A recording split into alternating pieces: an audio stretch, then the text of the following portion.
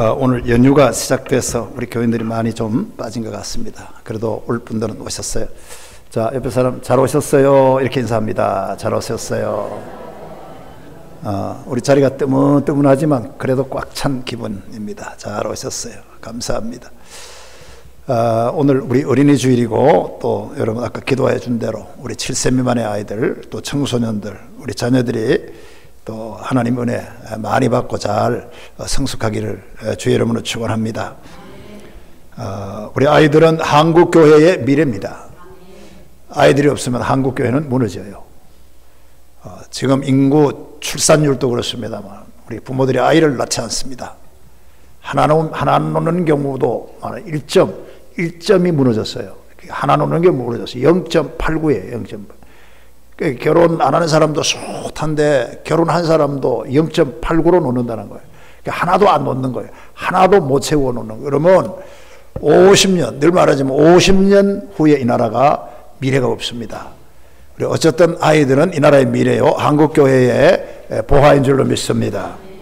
우리가 잘 가르쳐야 합니다. 현대인에게 가장 큰 죄가 세 가지 있다 이렇게 말합니다. 대개 첫째는 공부를 하지 않는다는 거예요. 그게 죄라는 거예요. 전혀 공부를 안 합니다. 그저 편리한 것만 찾아 나서고 있어요. 간단한 거, 스마트폰만 딱 간단한 거. 저도 사실 설교 준비도 스마트폰에서 많이 이용도 하는데 편리하기는 해요. 그러나 깊이가 없어요. 전혀 깊이가 없어요. 그냥 간들간들해요. 또 듣고 잊어버려요. 깊이 없어요. 지금 전체를 이렇게 다 보면 많은 사람들이 공부하는 사람이 없어요. 청년이고 노인들이고. 그래도 옛날에 우리가 학교 다닐 때는 그래도 뭔가 책이라도 하나 끼고 다녔잖아요. 그게 그냥 하나 끼고 다닌 거예요. 그러니까 읽어도 읽든 않는, 그래도 하나 이렇게 끼고 이게 다니고, 하다못해 신문지라도 하나 끌고 뒤에 논설이라도 하나 쭉 찢어가지고 읽고. 저도 이제 신문을 보고 논설을 저를 다 이렇게 쬐입니다. 이렇게 째가지고 또 여기 붙이고 저기 붙이고, 또 교회 4층에도 또 기독보에도 논설이 쫙 나오잖아요. 거기에 깊이가 있어요. 그냥 제목만 뭐 이렇게 하는 그거 뜻 보고 하는 거 깊이가 없어요. 그러나 논설을 보면 아주 깊이가 있어요. 자, 이런 정신이 지금 없어요. 이게 공부를 하지 않는다는 게 큰 죄라는 거예요. 여러분, 깊이 있는 책을 읽고 공부하는 일들이 점점 멀어지고 있는 것 같아서 정말 안타깝습니다. 깊이 생각하고 인간의 가치를 묻는 높은 지혜를 얻는 그런 공부가 점점 사라지고 있다 하는 거. 이게 현대인의 죄악이라는 거예요. 그리고 둘째, 실천하지 않는 죄가 있어요. 알면서도 행동하지 않습니다. 청년들 다 압니다. 모르는 게 없어요. 비참할 정도로 알기는 많이 아는데 실천하지 않아요. 비참할 정도로 실천에 옮기지 않습니다. 부모에게 효도하는 것 100번, 1000번 다 알아요. 부모에게 효도하고 부모를 찾아보고 하는 거 100번, 1000번 다 아는데 1년에 한 번 가도 실천하지 않는 사람들이 있다는 거예요. 이게 현대인에게 가장 큰 범죄라는 거예요. 실천하지 않습니다. 그리고 셋째는 가르치지 않는 죄 이렇게 합니다. 가르치지 않는 죄. 너무나도 이기적이기 때문에 가르치질 않아요.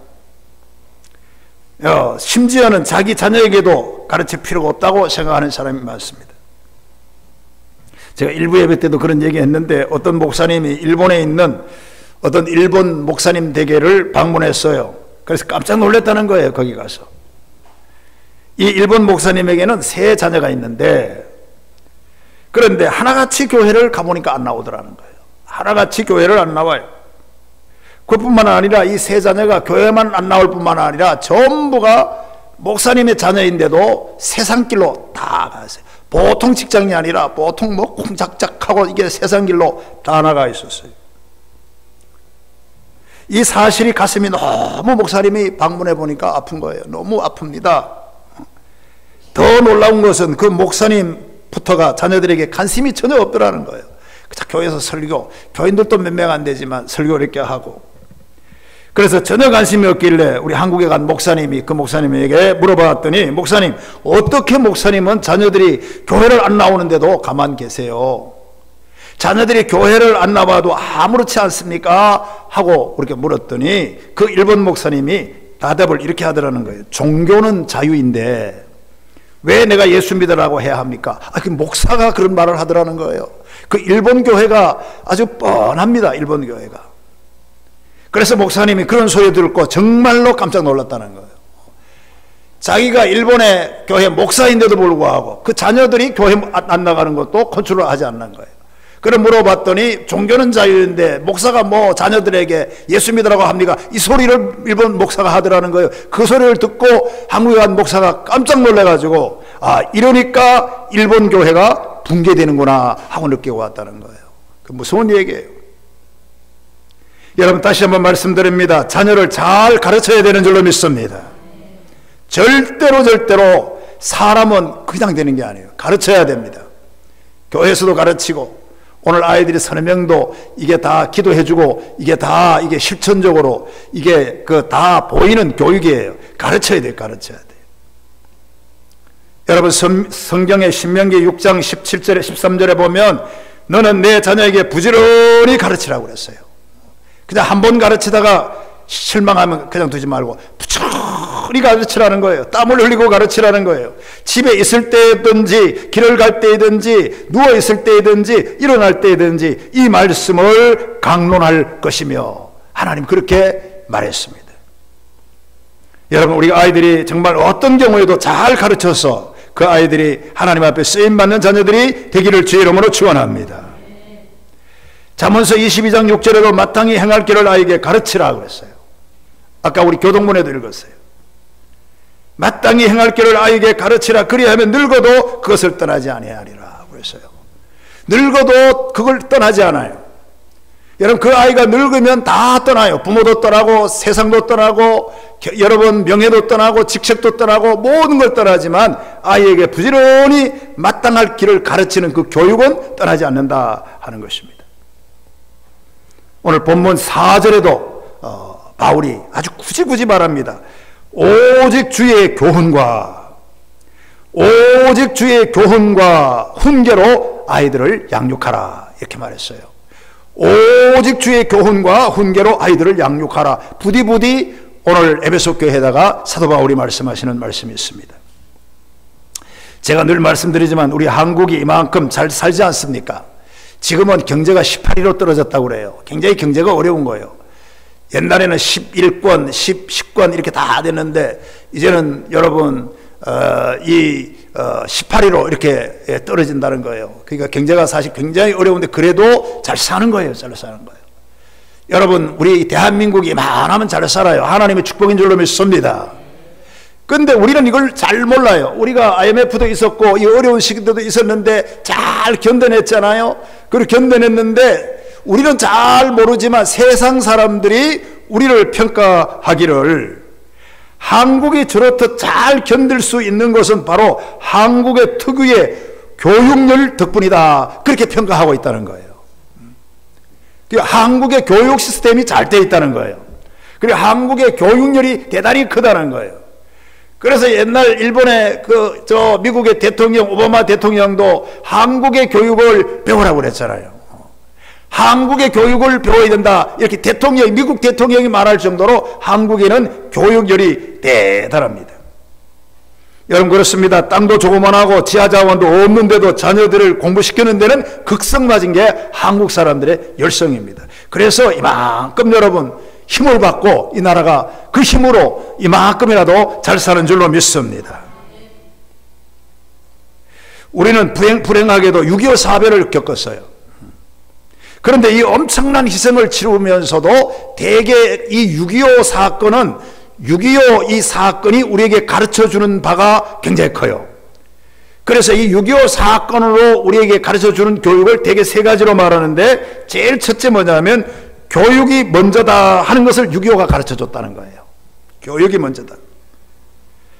여러분 6.25 이전에는 정말 우리가 교육이 없었어요. 그냥 끽 배워야 한문 배우고 끽 배워야 뭐 수학교리 개 배우고 그러잖아요.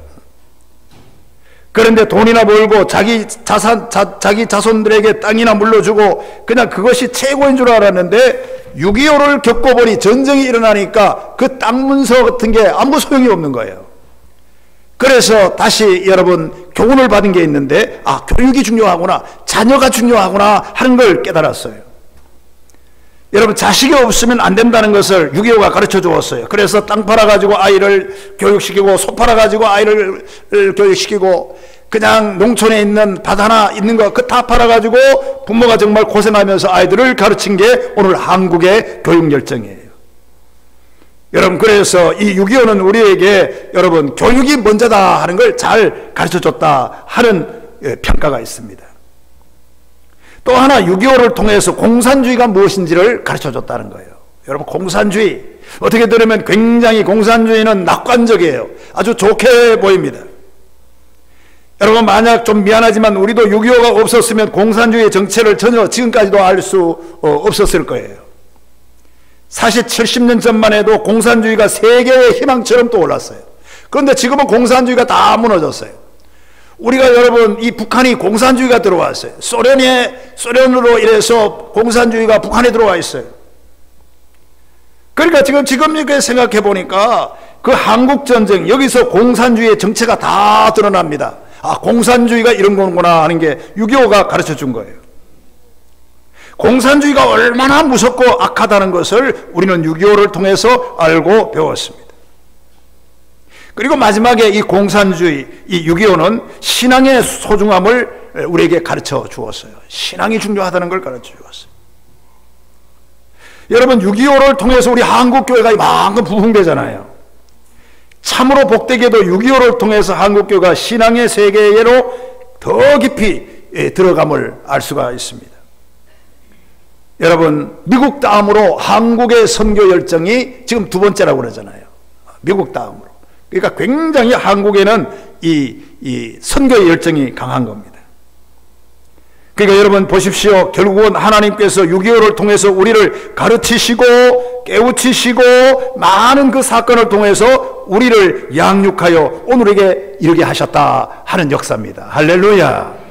하나님은 가르쳤어요. 하나님은 오늘도 우리를 양육하고 계십니다. 하나님은 오늘도 여러분의 자녀들이 예수 안에서 잘 자라기를 원하십니다. 그러므로 우리는 배운다는 것이 얼마나 중요한다는 걸 알아야 돼요. 목사도 설교하는 사람이기 때문에 늘 배워야 돼요. 저도 늘 배우는 거예요. 신문지 한 장이라도 오래 넣었습니다. 이게 꼽아놔요. 앞에 딱 꼽아 50비누로 딱 찍어 놓습니다. 그걸 읽어봐요. 쭉 읽어봅니다. 이 배운다는 것이 이렇게 중요하다 하는 것이에요. 여러분, 누가복음 2장 52절에 보면 기독교 교육의 바탕이 거기 나와요. 기독교 교육의 기독교육 철학의 기본이 누가복음 2장 52절, 아까 제가 예배에 도입 예배하면서 읽었던 말씀입니다. 예수는 지혜와 키가 자라가며 하나님의 사람에게 더욱 사랑스러워 가더라. 그게 기독교 교육의 기본이에요. 예수는 지혜와 키가 자라가며 하나님과 사람 사이에 더욱 사랑스러워 가요. 그 키가 자란다는 거예요. 키가 자란다는. 그거를 우리는 체육이라고 말합니다. 그리고 지혜가 자란다고 하는 것은 지육을 말하는 거예요. 그리고 하나님 앞에 사랑스러워 간다 하는 것은 이것은 종교성을 말하는 거예요. 그리고 사람 앞에 사랑스러워 간다 하는 것은 도덕성이에요. 그러니까 우리 기독교 교육의 철학의 기본이 뭐냐 하면 네 가지예요. 우리는 그저 예수 믿으라, 아이들에게 전도하라, 이것만 기독교 교육인 줄 알았는데 예수님이 기독교 교육의 기본을 우리에게 가르쳐 주었는데 제일 먼저가 육체적인 것이 중요하다는 거예요. 육체적으로 아이를 잘 먹이고 잘 가르치라는 거예요. 할렐루야. 키가 자라도록 하라는 거예요. 못 먹여가지고 키가 작아지게 게 아니라 키가 양육을 잘해서 운동도 열심히 시키고 여러분 아이들을 영양을 보충하고 어떤 경우에도 아이들을 굶주리지 말고 잘 먹여서 키를 양육시키라는 게 기독교 교육의 첫째 항임을 우리가 알아야 합니다. 우리가 체육하면 뭐 그거는 사회적인 것만 생각하지만 예수님이 오늘 우리에게 그렇게 가르쳤고 그렇게 말씀을 하는 거예요. 유니세프 보고에 보면요, 해마다 이 굶어 죽는 아이가 지금도 그렇게 많대요. 그렇게 많고 뭐 몇만 명이 된다고 합니다. 여러분, 우리가 자식을 잘 키우려면 육체적으로 잘 키워내고 잘 먹여야 됩니다. 그리고 기독교 교육의 두 번째로는 말하자면 정신적으로 많은 지식을 주어야 돼요. 지혜가 자라도록 해야 돼요. 여러분 할렐루야. 여기에 지혜는 종교교육의 지혜뿐만 아니라 세상적인 지혜를 말하는 거예요. 그러니까 지혜를 잘 주어야 됩니다. 그러니까 많이 경험하게 해야 돼요. 아이들을 대예배도 경험하게 하고, 여러분 오후 예배도 경험하게 하고, 때로는 새벽기도도 경험하게 하고, 정신적 지식을 넣어주는 거예요. 이게 기독교 교육의 두 번째 요소라는 걸 우리가 잊지 말아야 합니다. 많은 것을 보게 하고 듣게 해야 됩니다. 그래서 지능이 발달하도록 해야 돼요. 머리가 좋아지도록, 지능이 발달하도록. 세계 여행도 같이 한번 해보고 말이에요. 이 여행이 가장 좋은 교육이라고 그래요, 아이들이. 자, 이런 지능이 발달하는 거, 많이 듣고 지식을 얻게 해야 하는 것입니다. 이것이 예수님의 양육인 것입니다. 그리고 또 중요한 것은 신앙교육을 소홀히 하면 안 됩니다. 이게 하나님 앞과 사람 앞에 사랑스러워가야 되는 거예요. 여러분 세상에서는 공부를 1등 하는데 하나님 앞에서는 사랑으로 꼴찌를 합니다. 이것은 기독교 교육이 아니라는 거예요. 세상에서도 정신적으로 잘 양육하고 교회 나와서도 하나님 앞에 사랑받는 아이로 키우라는 거예요. 여러분 그렇게 키우시기를 주의 이름으로 축원합니다. 뿐만 아니라 사람들 앞에도 사랑스러워가야 돼요. 도덕성이에요. 도덕성이. 저 아이는 공부는 잘하고 신앙은 있는데 도덕성이 없어요. 아이들이 어른을 봐도 인사를 안 하고 교회 나와도 여러분 도덕이 없어요. 그냥 막무가내예요. 자, 이것은 기독교 교육이 아닙니다. 자, 다시 말합니다. 여러분 자녀들이 예수님의 이 기독교 교육, 키가 잘 자라도록 하고 지혜가 잘 자라도록 하고 사람에게도 사랑받고 하나님에게도 사랑받는 자녀들로 축복하시기를 주의 이름으로 축원합니다. 오늘 성경에 보면 부모가 해야 될 일을 4절에 보니까 또 아비들아 너희 자녀를 노엽게 하지 말고 오직 주의 교훈과 훈계로 양육하라. 이 말씀이 있어요. 오늘 어린이 주일인데 간단하게 저는 두 가지를 말하려고 합니다. 첫째는 가장 좋은 것이 자녀를 노엽게 하면 안 된다는 거예요. 그게 범죄하는 거라는 거예요. 여러분 자녀를 가르친다고 하면서 자녀를 얼마나 감정적으로 스트레스를 받고 감정 상하게 하는 일들이 여러분 많습니까? 왜 자녀들이 화가 납니까? 저는 몇 가지로 쫙 이렇게 한번 뽑아봤는데 첫째가 뭐냐 하면 부모의 불건전한 사생활 때문이다. 이렇게 하나 정리를 해봤어요. 부모의 불경건한 사생활. 여러분 아버지가 탈선합니다. 어머니가 여러분에게 합니다. 거기에 비롯해서 가정의 불화가 일어납니다. 이것은 자녀를 망가뜨리고 성나게 하는 가장 큰 근본적인 이유 중에 하나입니다. 요즘 가출 소년 통계를 보면 6.25 직후에는 가난해서 아이들이 집을 나갔다는 거예요. 그런데 요즘은 보면 40%가 가장 가정이 불화할 때, 부모가 탈선할 때, 다시 말해서 집도 있고 돈도 있고 뭐든지 다 있는데 가정이라고 하는 이 공간이 싫어졌기 때문에 아이들이 가출한다는 거예요. 청소년들이. 이 문제가 오늘 한국교회의 문제입니다. 여러분 어쨌든 아이들에게, 여러분 어린아이, 자라나는 어린아이들 깨가 들기 전에 그 아이들에게 정말 화가 나지 않도록 우리가 부모가 자녀 교육을 잘할 수 있기를 주의 이름으로 축원합니다. 둘째는 아이들이 화가 나는 이유는 통제가 많다는 거예요. 통제가. 그러니까 너무 통제한다는 거예요. 여러분 일반적으로 부모들은 자녀들의 희망이나 기대를 다 가지고 있어요. 되게 그래요. 우리 6.25를 겪었고 가난하게 다 살았기 때문에 말하자면 내가 못 배웠으니까 내 아이들은 배워야 된다는 의식이 있어요. 그게 기대예요. 이거 여러분 어떻게 보면 좋은 것 같지만 굉장히 무서운 거예요. 나는 가난하게 살았기 때문에 너는 고생시키지 않겠다는 게 부모 마음이에요. 그래서 죽자고 일어납니다. 오직 죽자고 그래요. 아이들이 뭐 교회를 나가든지 안 하는 상관이 없이 나는 내가 가난하게 살았으니 너는 가난하게 살면 안 돼. 이 의식이 부모의 의식이 굉장해요. 그래서 아이들을 굉장히 기대를 아이들에게 크게 하고 있어요. 너는 굉장한 걸로 다 기대를 그렇게 알고 있습니다.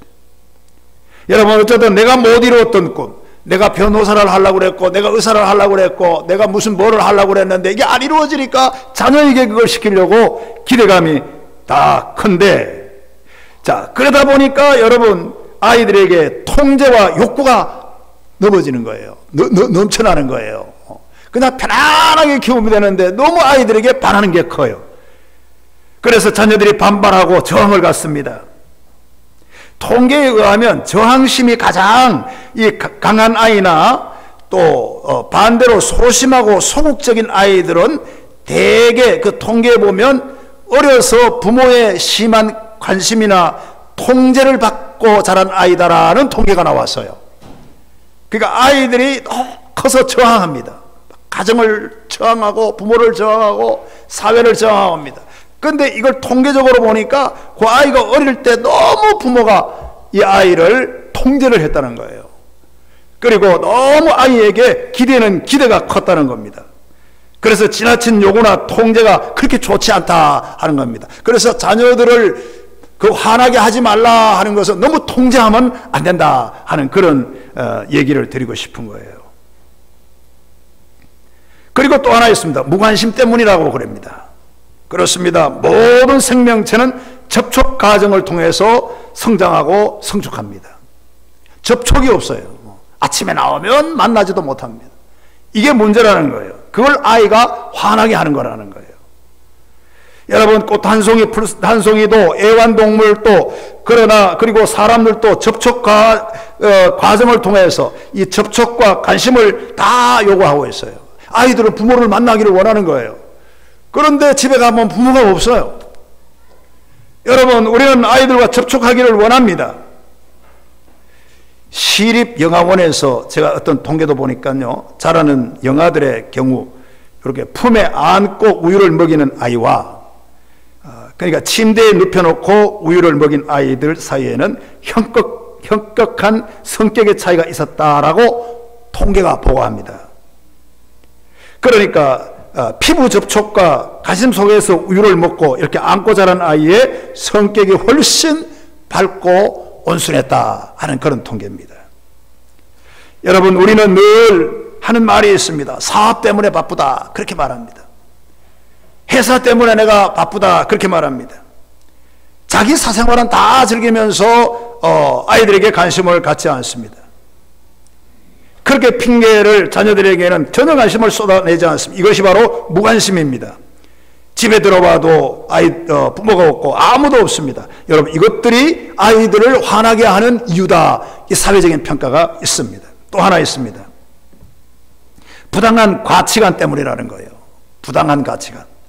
그러니까 부모가 생각하는 것이 자식만 못할 때 아이가 화가 나는 거예요. 아이들은 그래도 굉장히 큰 것을 가지고 있고 굉장히 선한 것을 가지고 있고 굉장히 신앙적인 걸 가지고 있는데 부모가 아이들보다도 신앙에 관심이 떨어진다는 거예요. 그게 아이들이 볼 때 부모를 향해서 화나는 일이라는 거예요. 여러분, 부당한 가치관을 부모가 가지고 있기 때문에 어린아이들이 너무 속상하다는 거예요. 어머니는 약속도 안 지키고 아버지는 교통법도도 안 지키고 아버지는 우리에게 말은 잘하고 해놓고 자기는 안 지키고, 그러니까 완전히 부당한 가치관으로 아버지가 일관한다는 거예요. 거기에 아이들이 화가 나는 거예요. 예를 들면 여러분, 그 아이는 믿음이 참 좋은데 고3이 되면 부모는 의식적으로 공부만 하고 교회는 안 나가도 되고 네 대학만 가고 이렇게 의식한다. 그게 아이가 화가 난다는 거예요.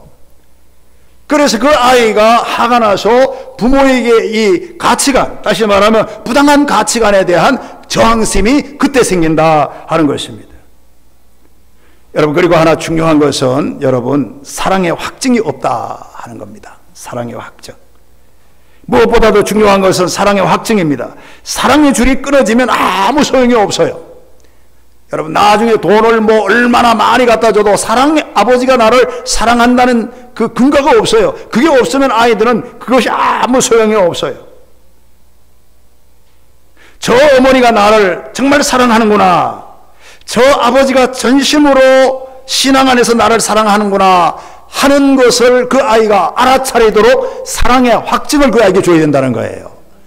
이것이 아이들이 잘못되지 않는 이유 중에 하나다 하는 것을 우리가 잊지 말아야 합니다. 제가 옛날에 오체 불만족이라는 그 책을 한번 소개해 적이 있는데, 이거 일본 사람 오토가케 히로다타가 쓴 그런 거기에 대한 이야기인데, 여러분 이 아이가 태어날 때는요 사체가 다 불만족이에요. 아무것도 없어요. 오직 이 얼굴하고 배하고 요 오장육부만 딱 태어났습니다. 얼마나 불쌍합니까? 그래서 의사가 여러분 그 부모가 받을 충격을 생각해서 한 달 동안 그 아이가 항달이 걸렸다고 말하면서 아이를 어머니에게 안 보여줬다는 거예요. 왜냐하면 이 아이는 태어나자마자 선천성 장애인이에요. 손발이 없어요. 손도 없고 발도 없어요. 그냥 몽뚱아니만 얼굴하고 딱 태어났어요. 그러니까 한 달 후에 의사가 이제 결국은 그 어머니와 너무 걱정을 하고 어머니가 실망하면 어떨까 이렇게 생각해서 그 의사가 걱정을 하고 모두들 그렇게 생각하고 있었는데, 그런데 놀랍게도요 그 어머니는 그렇지 않았다는 거예요. 의사가 안고 당신의 아이입니다 했더니 그 엄마가 처음에는 좀 이게 눈이 당황스럽게 보이다가 그래도 두 말이 나온 것이 뭐냐면 어머 귀여운 우리 아기라고 말했다는 거예요. 이게 베스트셀러가 되는 거예요. 그런 아이를 받고도 어머니가 어머 귀여운 우리 아기, 의사가 깜짝 놀랐다는 거 아니겠습니까? 여러분, 그런데 이제 그 오토다케의 그 간증을 들어보면요, 자기가 대학까지 다닐 때 지금 몸이 없어요. 팔다리가 없어요. 와세대 대학에 다닙니다. 유명한 일본의 와세대 대학에 다녀요. 그러는데 여러분 이 아이를 보십시오. 그 어머니가 그런 아이를 데리고도 안 가르친 게 없다는 거예요. 그 아이가 무슨 수영을 할 수 있겠어요? 그런데 그 몸뚱으로 수영을 시킨다는 겁니다. 또 야구도 이렇게 시킨답니다. 농구도 시킨답니다. 컴퓨터 북글씨 거의 할 거 모든 걸 어머니가 다 이렇게 시키는 것입니다. 그래서 그리고 이 친구는 마지막에 이렇게 말합니다. 그 장애는 특별한 개성일 뿐이다, 그런 얘기예요. 장애가 되지 않는다는 거예요. 장애는 특별한 개성일 뿐이다. 너무나 엄청난 이야기를 이 아이가 합니다. 남과 좀 다를 뿐이지 개성이 좀 강할 뿐이지 별거 아니다, 이렇게 극복을 아이가 다 해냈어요. 여러분, 내가 말씀드리고 싶은 것은 하나입니다. 이렇게 이 아이가 잘 타라고 했던 것은, 중요한 것은 어머니가 조금도 낙심하지 않고 그 아이를 사랑하면서 길러서 양육했다는 점이에요. 그러니까 그 아이가 볼 때 어머니가 내가 장애인이지만 사랑한다는 확증이 있는 거예요. 그러니까 여러분, 와세대 대학을 다니면서도 그 휠체어를 이렇게 타고 키가 낮으니까 웃으면서 동영상에 그렇게 나와요. 동영상에 웃으면서 다른 아이가 키를 맞추려고 이걸 올립니다. 이렇게 몸으로 이렇게 끄덕끄덕 올리고, 여러분 옛날 텔레비에도 나왔어요. 그 올리고 이렇게 하는 모습이 대단합니다.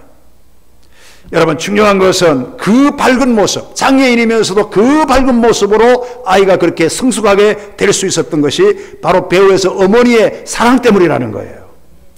그러니까 이것이 사랑이라는 거예요. 사랑받는다는 확증이 중요한 겁니다. 내가 장애인이지만 사랑받는 확증이 있으면 일반 사람들과 조금 더 다를 수 없이 우리가 잘 자랄 수가 있습니다. 여러분, 아이들이 부모가 나를 사랑한다고 하는 확증을 우리 부모님들이 그걸 모습에서 보여주고 말로서 보여주고 실제로 보여줄 수 있는 그런 은혜가 있을 수 있기를 주의 이름으로 축원합니다. 자, 마지막으로 한 말씀 드리고 마치겠어요. 여기 보면 주의 교양과 훈계로 양육하라, 그렇게 말합니다. 주의 교양이라고 그랬어요. 몇 년 전에 미국의 오클라호마에 있었던 그 총기 사건 여러분 알잖아요. 그 두 고등학생이 마구 총질을 해가지고 40명이 사상을 냈어요. 근데 이 엄청난 사건 이후에 미국은 두 가지를 생각해냈다는 거예요. 하나가 뭐냐 하면 이제 총기 문제가 문제가다. 그러니까 총기 금지법을 통과시켜야 된다, 이런 생각으로 하나가 들었고요. 또 하나는 성경을 학교에서 다시 가르치자 하는 생각으로 모두가 바뀌었다는 거예요. 여러분, 원래 미국은 전통적으로 성경을 가르쳤어요. 중고등학교에 공립학교에 공립 기간 고등학교는 성경을 철저하게 가르쳤습니다. 그러다 어느 날 여러분, 왜 종교는 자유인데 기독교 성경만 이 공립학교에서 가르치냐 불만이 많이 있어가지고 여러분 미국의 중고등학교가 성경을 폐지하기로 결정했습니다. 그랬더니 오늘날 이 모양이 됐다는 거예요. 미국 사회가 그거를 평가하고 있는 거예요.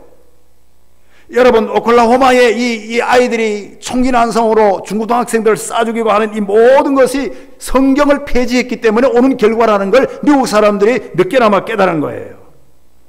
여러분 중요한 것은 우리 마음속에 성경이 들어와 있어야 된다는 거예요. 오늘 내 아이가 기도받았는데 기도받으면서 하나님의 말씀이 이 아이들에게 들어가기를 바라겠어요. 이것이 생명이라는 거예요. 그러니까 주의 교양으로 아이를 가르쳐야 된다는 거예요. 훈계로 그 아이를 가르쳐야 됩니다. 주님의 말씀이 그 아이 속에 들어가야 그 아이가 훌륭한 아이로 성장할 수 있다 하는 겁니다. 여러분 내가 얘기 하나 하고 마치겠어요. 우리가 이제 어린이 주일인데 자녀에게 무엇을 물려주어야 되겠습니까? 7 남매에게 많은 유산을 물려준 한 아버지가 있습니다. 그러니까 이번은 재벌에 가까운 부모였는데 그러다 자녀 7남매에게 못다 물려준 또 재산이 있었어요. 그런데 그걸 남겨두고 어느 날 아버지가 떠났는데 장례식부터 재산 싸움으로 칠형제가 싸운다는 거예요. 다 나누어 줬는데 남은 재산 조금 때문에 싸운다는 거예요. 그러니까 아버지가 남기고 간 그 재산이 7남매에게는 철천지 원수가 되는 원흉이 됐다는 거예요. 여러분 자녀들에게 재산을 남겨주는 거 이거 좋은 일이에요. 그러니까 우리 하나님 안에서 잘 이걸 해야 되지 형제간에 철천지 원수를 맺게 하고 재벌 이 회장이 그렇게 생을 마쳤다 하는 얘기도 있고요. 또 하나의 반대로 5남매를 키우고 세상을 떠난 또 선비 한 사람이 있습니다. 가난한 선비였어요. 돈도 없어요. 운명하면서 아이들 5남매를 불러 모았습니다. 그리고 하는 말이 유언을 합니다. 너희들 정말 내가 미안하다. 너에게 땅 한 평 못 물려주니까 너무 미안하다. 그러나 남들처럼 예수를 잘 믿고 화목하게 이 너희 5남매 절대 싸우지 말고 잘 있으라. 이렇게 유언을 했다는 거예요. 그러니까 유언을 남기고 나갔는데 그러나 서로 이렇게 예수 잘 믿고 해서 15년이 된 이후에 그 통계에 의하면은 그 5남매는 모두가 목사가 되고 교수가 되고 의사가 되고 변호사가 되고 여러분 사업가가 되고 장로가 되고 권사가 되었다 하는 그런 얘기가 있습니다. 여러분 그래서 아버지 그 유언대로 그 비디오를 틀어놓고 추도 예배 때마다 여러분 그 비디오를 틀어놓고 그 추도 예배를 드리고 그 아버지가 마지막에 했던 유언을 기다리면서 추도 예배를 계속 드리고 복된 가정이 됐다 하는 거예요. 여러분 그러니까 자녀를 주의 교양으로 가르쳐야 된다는 거예요. 주의 그 신앙으로 잘 가르쳐서 그 아이들이 싸우지 않고 정말로 5남매가 7남매가 화목하고 영광 돌리는 그런 여러분들의 자녀들이 잘 되도록 우리 주의 교양으로 잘 아이들을 가르칠 수 있는 우리 어른들이 될 수 있기를 다시 한번 주의 이름으로 축원합니다. 기도하겠습니다. 하나님 아버지 감사합니다. 오늘